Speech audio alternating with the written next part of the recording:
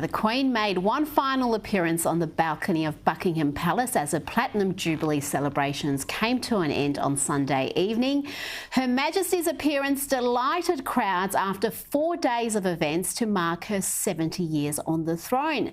Sky News correspondent and our very own royal watcher Annelise Nielsen was on the ground during the milestone celebrations, and I'm pleased to say she joins me now. Annelise, tell me about the love for the Queen among the British public. Rita, I think you just completely summed it up before there, where you said even if you don't all love her, everybody respects her. But even so, this weekend we saw so much love for the Queen. She has been such a rock for the United Kingdom for such a long time. She took the throne at 25 years old, and for 70 years she's been this mainstay. As you've said as well, she did remain apolitical through that time, and that's seen her weather so many political, social changes in the United Kingdom. And so this is where we have this universal support, and this has just been doubled again through the pandemic. She was seen as that beacon of hope, that steadfast, keep calm, carry on sentiment embodied in a single person. And when it comes to that idea of service, I know, having lived in the US for the last few years, they really don't get the royals, how it all works, and they don't understand how someone can live in a palace, have all these jewels and be considered to serve.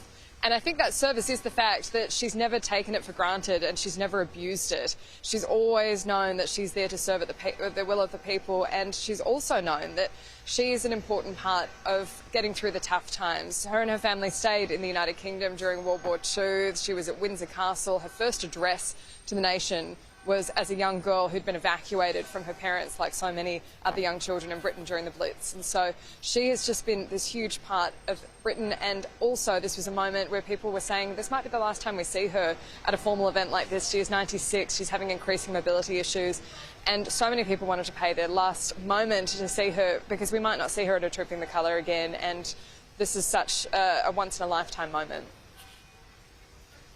And it's so good to see her smile and enjoy the occasion. But there were some cheeky moments, I've got to say, caught on camera during the weekend involving the youngest prince, Prince Louis.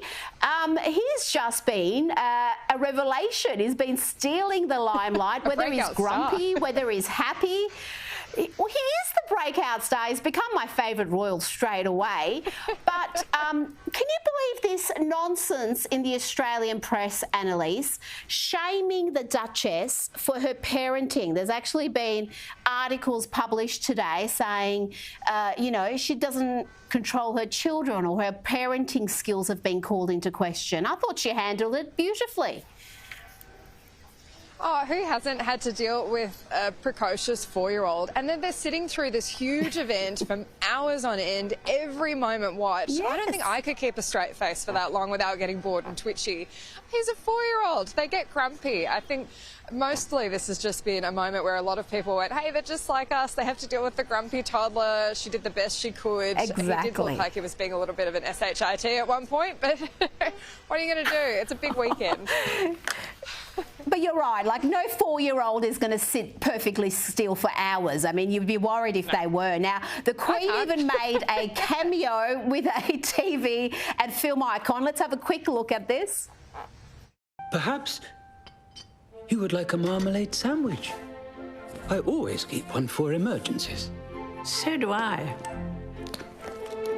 I keep mine in here. For later.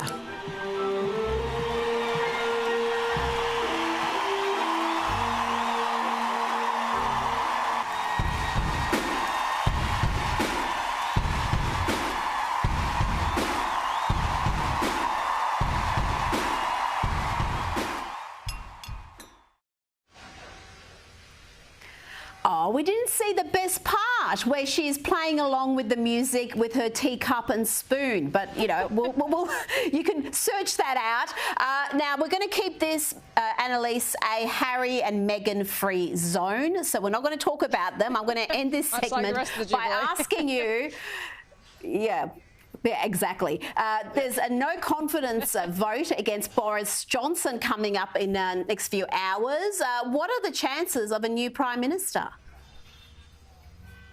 Look, pretty low, but it's not impossible. What they are expecting is at least to have a very hobbled Prime Minister after this. And so the mechanism for triggering a vote of no confidence in the Conservative government here is you have to have at least 15% of Conservative MPs put in a letter to this backbencher committee called the 1922 Committee. They've been arguing about this since January, about whether they've got the numbers. There's been Machiavellian stuff, people saying that they've put in letters and they haven't, just to try and throw other people off their game. But today they've finally got over this threshold. So there is going to be a vote between 6 and 8.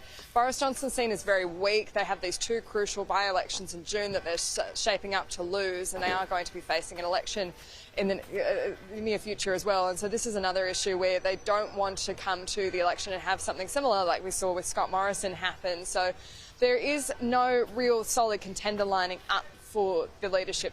That could still happen today. There could be a number of deals being done as we speak, but it's at least a critical moment for Boris Johnson. And I don't think it's a coincidence that it's happening right after the Platinum Jubilee. They've, of course, waited for it, so it didn't happen at the same time. But you've had endless coverage in the United Kingdom, especially royal observers tend to be more conservative, and they've just seen all the sacrifice, all the steadfast sacrifice that the Queen's made throughout her lifetime, and then that's been contrasted with this coverage of Boris Johnson having piss-ups in Downing Street during the pandemic when they were all locked in their homes. And so it has reached a boiling point. We were at the Cathedral when they were booing Boris Johnson, and it was obvious that there was so much hate.